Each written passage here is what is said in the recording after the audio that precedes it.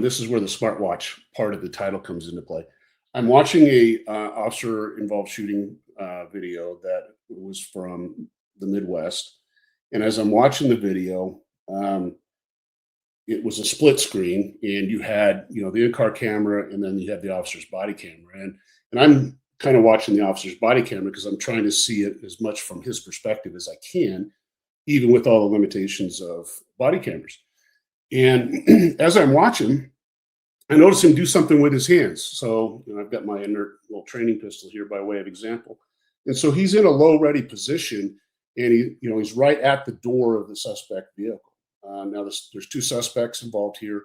Both of them were involved in a felony battery on an officer up in Illinois, and they just happen to be down at this gas station.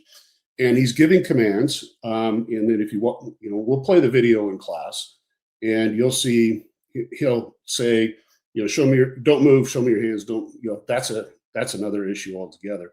But what he does is he goes from a low ready position, and I've obviously got to bring it up because of the camera.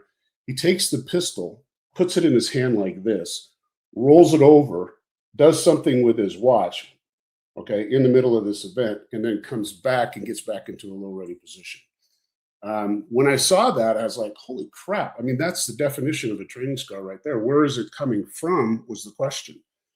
So then I started paying attention to people in classes with watches, and I started trying to pay attention to my own actions when it comes to a watch, because I wear a Garmin, and I get alerts on my watch from my Ring security system and stuff like that. And I started catching myself in the middle of a presentation doing this.